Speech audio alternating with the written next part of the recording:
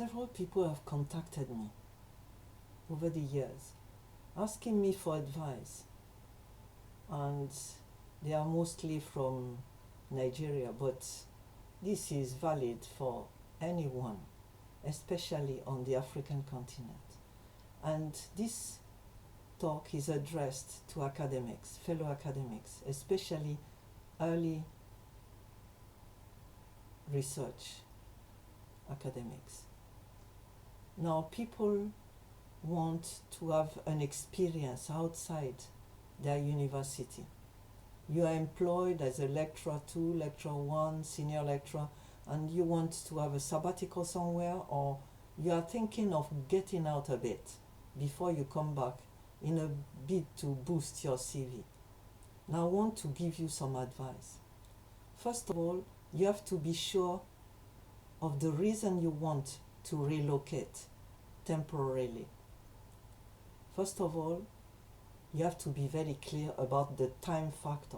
Is it just for 6 months, for 1 year, for 2 years, for 3 years? Another thing is it a research job you want, a postdoc with someone taking you, or a PhD, that if you don't have a PhD? And then what topic, what area do you want to study? Is it European literature or African literature, or whatever it is? And then you have to be sure of what you want. Secondly, you have to decide on the country. Countries are not just free-for-all fallow grounds. Each country has its own language, its own cultures, its own ways of dealing with people, its own ways of welcoming, plus or minus, strangers, foreigners, its own facilities. So you have to know. For example, if you want to study African literature, it's always best to go to a country, possibly on the African continent, where you can have all the books that you wouldn't find, for example, in a European country, because European countries don't have a lot on African literature, whereas the US do. So you have to consider the country's language is important, because if you choose a country whose language is not your own, like Germany, then you will have to learn German. Can you afford that in terms of time, in terms of energy? Do you really want? And even the UK is not a guarantee, because Nigerian English is not Queen's English. In fact, they are very different in terms of not only vocabulary, but also the pronunciation. And so when you arrive, then at first you may not fully understand what people are saying. It will need some adjustment. Then you have to consider the university.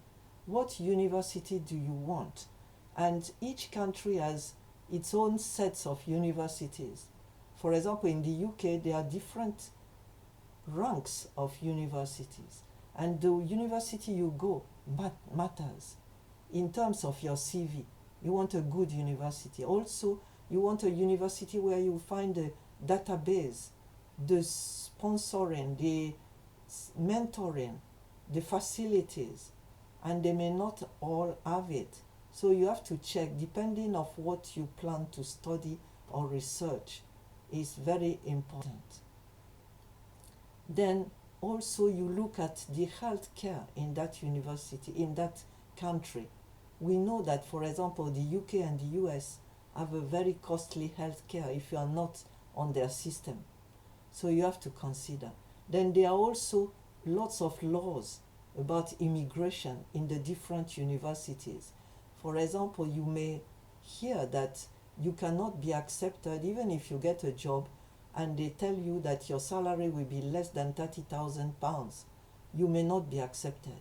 So you have to go to their government websites and check what they are saying exactly. Don't believe what Peter, Paul, and John are telling you, or Namdi, Obiora, and the rest.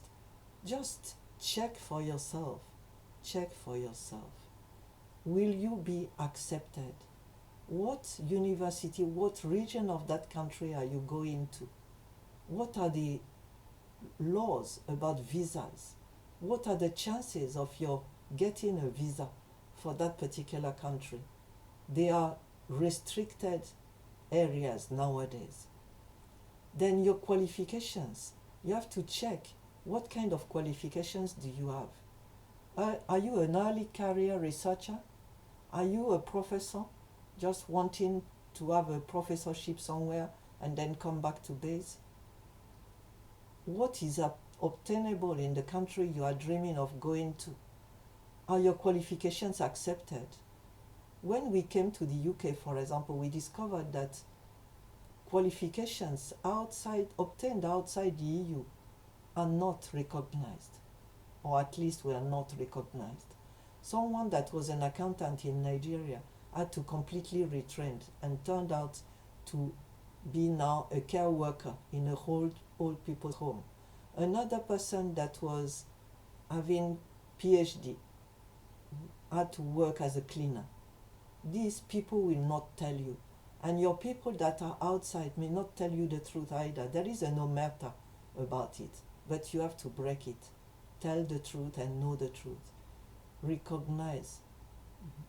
Are you going to have a chance? And then you have to also tell the truth in your application yourself. If you know that all you want is a visa to be able to travel, that's not good enough. You have to know exactly the reason you want to travel and come back. Now is not a time to start thinking of relocating by hook or crook. You have to decide that where you are is where you are going to build your career.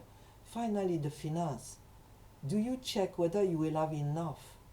If you get a job, will your employment give you enough? Don't count on petty jobs by the side, because it may not work for you. And it's not a guarantee. And especially if you want to come with your family, that's another area of research to make. Find out whether it's possible, whether it's viable. And some of the scholarships you get do not tell you the whole thing, especially because Nigeria is known to have difficulties in getting information. The internet is not always reliable. There are problems with the mail. For example, I got at a point an international scholarship. I thought that it was coming with an accommodation. I later found out that there was no accommodation attached. And the money I got, I never got it when I arrived. I had to survive for a month before I got my first money. So you have to know all this before you apply.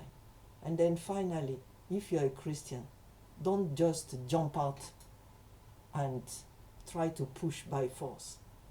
It doesn't work that way. You need to know that you are in God's will. If God does not want you to go somewhere, the Bible clearly says that Paul tried to go to places and he said the Spirit would not allow me. The Spirit would not allow me. I had experienced myself. I tried to push doors and ask people to help me. It didn't open. In fact, the door banged on me several times. So I've abandoned that issue. Don't try it because you will regret. So that's my advice to you. Let's enjoy the peace and the success you have at home and make the most of it. Get all the possibility of support and experience, but don't put your life at risk. And search well before you apply to anything. Have a good day.